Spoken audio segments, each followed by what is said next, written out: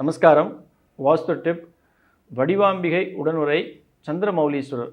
இதுதான் ஈஸ்வரன் கோயில் வக்ரகாளி அம்மன் இன்னைக்கு அழைக்கப்படுகின்ற திருவக்கரை வக்ரகாளி அம்மன் கோயிலில் இருக்கக்கூடிய அம்பாளும் ஈஸ்வரனும்.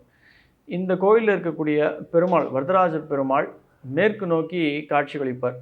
தன் கையில் இருக்கின்ற சுதர்சன சக்கரத்தால் அந்த வக்ராசுரனை வதம் பண்ணி சம்ஹாரம் பண்ணி, அதே போல் இவருடைய தங்கையாகிய துர்முகியை வயிற்றை கிழித்து குழந்தையை காப்பாற்றி பார்வதி தேவி காளியாக காட்சியளித்து தன் வலது காதில் கம்பலாக வைத்து கொள்வாள்.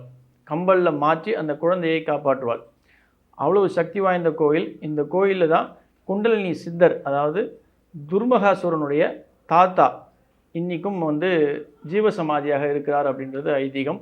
இந்த கோயிலில் பௌர்ணமி அமாவாசையில் நீங்கள் போய் வழிபடுறீங்க அப்படின்னும்போது வாழ்க்கையில் பெரிய ஏற்றமும் முன்னேற்றமும் ஒவ்வொருடைய வாழ்க்கையிலும் ஏற்படும் அப்படின்றது ஒரு நிதர்சனமான உண்மை. நன்றி.